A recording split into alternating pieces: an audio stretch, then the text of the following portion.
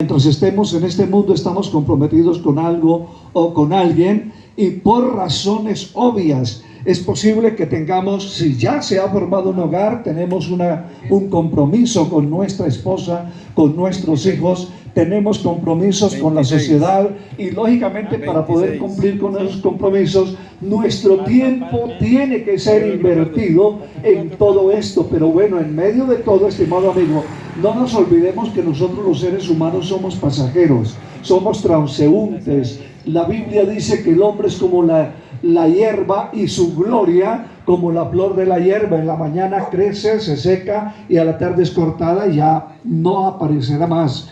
De todas maneras, aún los sucesos de este mundo nos enseñan qué es nuestra vida. Santiago dice: pero ¿qué es vuestra vida? Sino neblina que aparece por un instante y luego desaparece. Así que en vez de decir mañana voy a tal lugar y voy a hacer esto y voy a hacer aquello, ¿por qué no decís mejor: si Dios quiere, haré esto y lo demás? La palabra de Dios es clara, pero lógicamente para enterarnos de la palabra de Dios, Dios es tan bueno que si bien personalmente no hemos tenido de pronto esa preocupación o dedicación por abrir las páginas sagradas de la Biblia y ocuparnos de qué es lo que el Señor quiere a través de este libro sagrado que nos oriente, pues estimado amigo, la predicación del Evangelio hoy a lo ancho y largo de este planeta, a través de aquellos que Dios ha salvado, que Dios ha restaurado, que Dios ha orientado, que ha hecho de ellos una nueva creación, déjeme decirle que se recibe también esa misión grande, ese deber grande de compartir lo que se ha creído, lo que se ha recibido y lo que ha cambiado su vida. Por tanto, la palabra del Señor en sus 4 comisiones, en los 4 evangelios, dice: vayan por todo el mundo y prediquen el evangelio a toda criatura. Así, mi estimado amigo, que el predicarse el evangelio a lo ancho y largo de este planeta es un deber de aquel que lo ha recibido, de aquel que ha sido transformado por el poder de la palabra. La Escritura nos dice que de tal manera amó Dios al mundo, que ha dado su Hijo unigénito, para que todo aquel que en él crea no se pierda, mas tenga la vida eterna. Ese es uno de los comunicados que nos tiene la palabra de Dios, de las cosas que los apóstoles quieren socializar con nosotros, estimado amigo, a través de la predicación de la palabra. El que predica la palabra de Dios, estimado amigo, lo hace con una necesidad, lo hace con un afán y lo hace con un compromiso delante de Dios, mi estimado amigo. ¿Por qué razón? Porque tenemos de parte de Dios ese mandamiento. El apóstol San Pablo nos comparte algo muy grande en una de las cartas que él escribió, la carta a los Romanos, capítulo 1, el verso 16, donde el apóstol Pablo está testificando lo siguiente. Y hay algo que de verdad nos lleva a pensar, debe de llevarnos a meditar el por qué un hombre de Dios, que antes fue conocido como el perseguidor del cristianismo, el hombre que azotó la iglesia, o en parte a muchos de los cristianos de la iglesia primera, estimado amigo, y que luego en su locura, persiguiendo a todos aquellos que creían y predicaban la palabra de Dios, la Biblia dice que Dios se le cruza en el camino, según el libro de los Hechos capítulo 9, y Dios se le revela, Dios se le manifiesta para decirle: Saulo, ¿por qué me persigues? El apóstol Pablo, que antes era el perseguidor, entonces queda atónito al mirar que él perseguía a unos evangélicos, y de repente hay algo sobrenatural que se cruza en su camino, que lo derriba en tierra, y hay una voz que él escucha palpablemente, claramente, y le dice: Saulo, lo está llamando por su propio nombre. Ahora le está pidiendo cuenta: ¿por qué me persigue? El interrogante es: yo voy persiguiendo unos evangélicos, pero hay alguien que me está hablando desde un lugar mucho más alto del que yo puedo creer, y me está diciendo: ¿por qué me persigues? Estimado amigo, el apóstol comprendió, o el perseguidor comprendió, que el que le estaba hablando era alguien de mucha más autoridad, más grande que aún sus propios superiores, y que tenía potestad. Por tal motivo, El hombre perseguidor llamado Saulo de Tarso pregunta: Señor, ¿tú quién eres? Y el Señor se le revela por nombre propio: yo soy Jesús a quien tú persigues. Y quiero decirte que dura cosa te es dar coces contra el aguijón.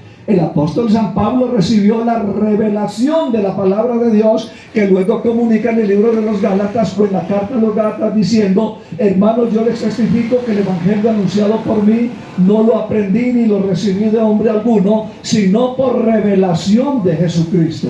Entonces, estimado amigo, ya en la carta a los Romanos, capítulo 1, verso 16, él da su testimonio, porque lógicamente el apóstol Pablo en su antigüedad era conocido como uno de los hombres más religiosos y más celosos de la tradición de sus padres y de sus costumbres. Por tal motivo, el apóstol ve la necesidad de aclarar qué es el evangelio, qué significa para él el evangelio. Estimado amigo, yo no sé qué concepto tenga usted del evangelio. Lo más seguro es que pueda tener un concepto muy similar a todos los que hemos creído la palabra de Dios, que el evangelio es una locura, que el evangelio es una religión que ataca y es contraria a lo que a mí me han enseñado. Estimado amigo, el ánimo de la palabra de Dios o del Señor a través de la palabra no es atacar a nadie religiosamente. El ánimo del Señor es que usted pueda entender que las Sagradas Escrituras tienen en sus páginas sagradas la dirección de Dios, lo que Dios quiere que nosotros hagamos, el camino que Dios quiere que nosotros emprendamos.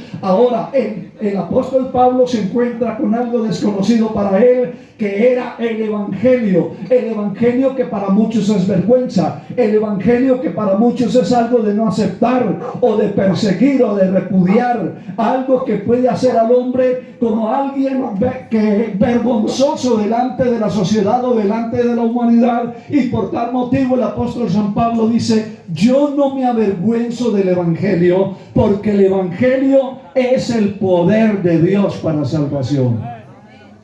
Así, mi estimado amigo, que hay un hecho innegable que hoy en este siglo XXI el mundo ha visto y ha sido testigo, y es que el que crea la palabra de Dios, el que crea lo que dice la Escritura, es una criatura nueva, es un ciudadano, es una persona que lucha, que se esfuerza para que otros puedan cambiar de vida y puedan tener la experiencia que él ha tenido. Lo que queremos compartir con ustedes, estimados amigos, en esta noche es lo que hemos recibido de parte de Dios a través de la obediencia a la palabra del Señor. Ahora, Dios no solamente quiere prepararnos para que nosotros vivamos en este mundo en una forma justa, en una vida piadosa. Estimado amigo, el propósito del evangelio es salvar al hombre de lo que lo esclaviza, de lo que lo encadena a lo que no le conviene a su alma. ¿Qué es lo que no le conviene a su alma? Estimado amigo, es el pecado que ha llevado la vida del ser humano prácticamente a un desastre.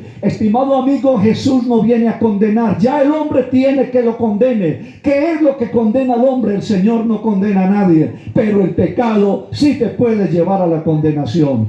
A través de la predicación de la palabra de Dios, lo que encontramos en el evangelio es un Dios que nos ama, que ha hecho un sacrificio grande en la cruz del Calvario, que ha mandado a predicar el evangelio, que nos aconseja creer al evangelio, porque la Biblia dice en Marcos 1:14 que después de que Juan el Bautista fue encarcelado, Jesús vino a Galilea diciendo: arrepentíos porque el reino de los cielos se ha acercado, arrepentíos y creed al evangelio. Si Jesús me dice que crea al evangelio, yo le creo a Jesús. Los que le hemos creído a Cristo hemos sentido el poder del evangelio cambiando nuestra vida y dándonos una perspectiva de salvación y de vida eterna.